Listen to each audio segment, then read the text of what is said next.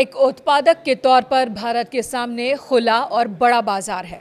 America के साथ trade deal, इससे पहले ईयू के साथ फ्री ट्रेड डील, यानी भारत के सामने मजबूत उत्पादक देश बनने का सुनहरा मौका। यानी भारत में बम्पर रोजगार का अवसर, यानी बड़ी संख्या में नौकरी और पैसा। ये दोनों डील भारत की एक बड़ी उपलब्धि है, एक बड़ी जीत है। दोनों डील के असर को अलग अलग न देखकर एक साथ देखने की ज़रूरत है।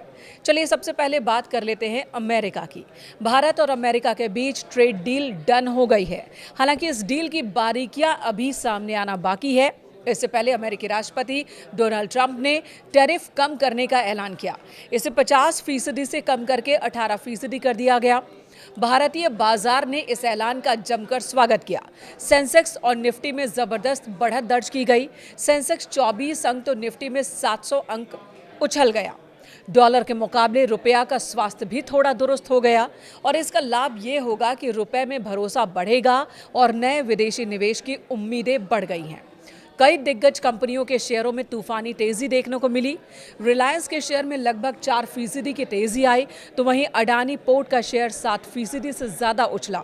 शेयर मार्केट में कारोबार की शुरुआत में टॉप 10 गेनर स्टॉक्स की बात करी जाए तो अडानी पोर्ट्स, रिलायंस के अलावा Bajaj finance, eternal share, Bajaj Finserv, Indigo, Mahindra and Mahindra के शेयर के दाम बढ़ गए।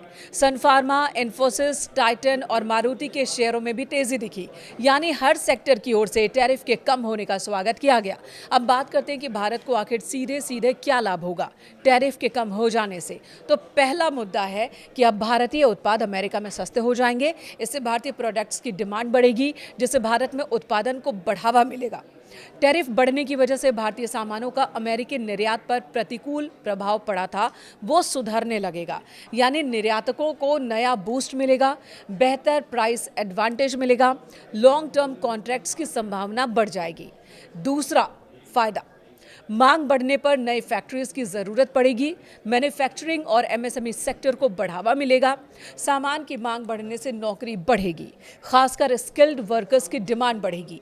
मेक इन इंडिया के सपने को नया और मजबूत पंख लगेगा।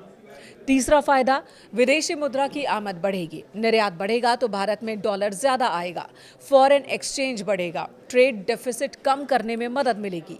ग्लोबल सप्लाई चेन में भारत की स्थिति मजबूत होगी। इससे भारत में निवेशकों का भरोसा बढ़ेगा और नए निवेश आकर्षित होंगे। अब कौन कौन से सेक्टर्स हैं जहां पर ज्यादा फायदा होगा, तो वो भी जान लेते हैं। टेक्सटाइल और गारमेंट इंडस्ट्री। भारत टेक्सटाइल के मामले में तेजी से उत्पादन बढ़ा रहा था।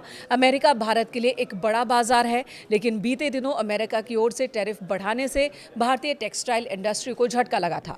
खासकर ये डर सताने लगा था कि क्या भारत की टेक्सटाइल इंडस्ट्री दूसरे कम टैरिफ वाले देशों में शिफ्ट हो जाएंगी।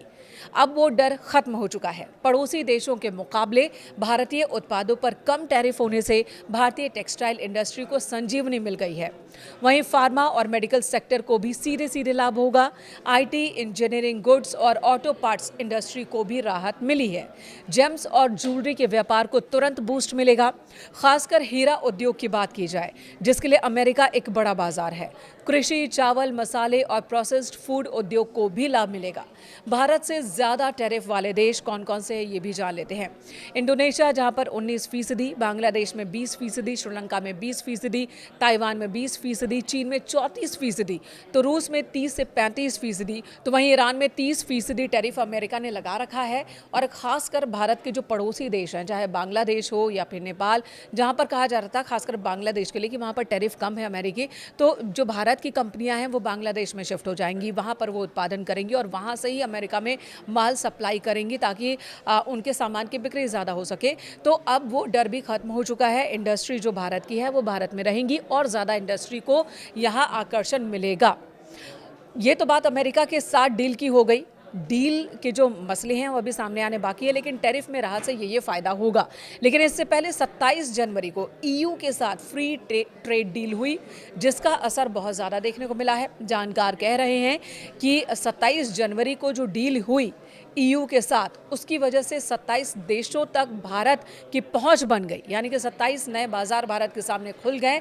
बाजार के लिए अमेरिका पर हमारी निर्भरता कम हुई, यही वजह है कि हमारी बार्गेनिंग कैपेसिटी बढ़ गई और अमेरिका को 7 दिन के भीतर ही झुकना पड़ा और भारत के साथ ऐसी डील करनी पड़ी जहां पर भारत अपनी शर्तों के साथ आगे बढ़ रहा था और टैरिफ में भी कटौती करनी पड़ी है।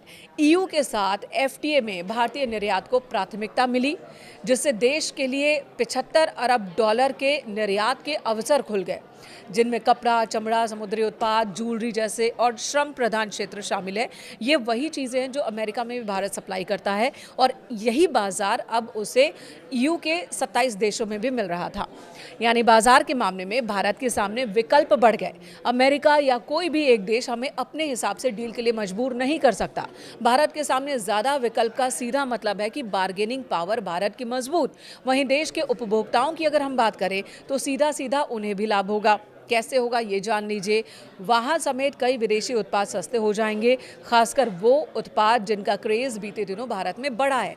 चाहे हम वो इलेक्ट्रिक व्हीकल की बात करें जो कि अमेरिका से भारत में सप्लाई होती है, अब ईयू से भी होगी। वहाँ अमेरिका और ईयू के बीच प्रतिस्पर्धा बढ़ जाएगी, तो जिससे कम दाम पर अमेरिका और यूरोप की कंपनियां जो है भारत में अच्छे व्हीकल भेजेंगे और अच्छी सुविधाओं वाले व्हीकल भेजेंगे। कुछ ऐसी स्थिति बाकी सामानों को लेकर भी होगी जो ये देश हमें सप्लाई करेंगे, तो अच्छी गुणवत्ता का सामान देंगे ताकि कंपटीशन में बने रह सके। कुल मिलाकर हम कह सकते हैं कि भारत के सामने एक बड़ा और सुनहरा मौका है सप्लाई चेन में अहम स्थान हासिल करने का। बड़ा बाजार हमारे सामने है, वहाँ अपनी जगह मजबूत करने की बारी अब हमारी है। ईयू के साथ डील को मदर ऑफ ऑल डील कहा गया, तो अमेरिका के साथ डील को कुछ जानकार फादर ऑफ ऑल डील कह रहे हैं। जानकार दोनों डील को भारत की बड़ी जीत बता रहे हैं और कह रहे हैं कि ईयू एफटीए डील की वजह से ही अमेरिका बैकफुट पर आ गया।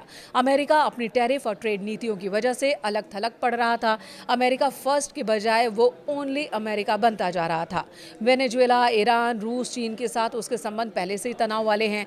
ग्रीनलैंड विवाद ने उसे यूरोपीय देशों के खिलाफ खड़ा कर दिया, जिसके बाद भारत जो ग्लोबल तौर पर तेजी से उभरती इकोनॉमी है, 7.4% की रफ्तार के साथ इकोनॉमी बनी हुई है, जिसकी वजह से भी भारत की तरफ इन देशों का रुख बढ़ा है। 140 करोड़ की आबादी वाला ये बड़ा उपभोक्ता बाजार है दूसरे देशों के लिए, तो अब हमारे सामने भी बाजार के विकल्प हैं।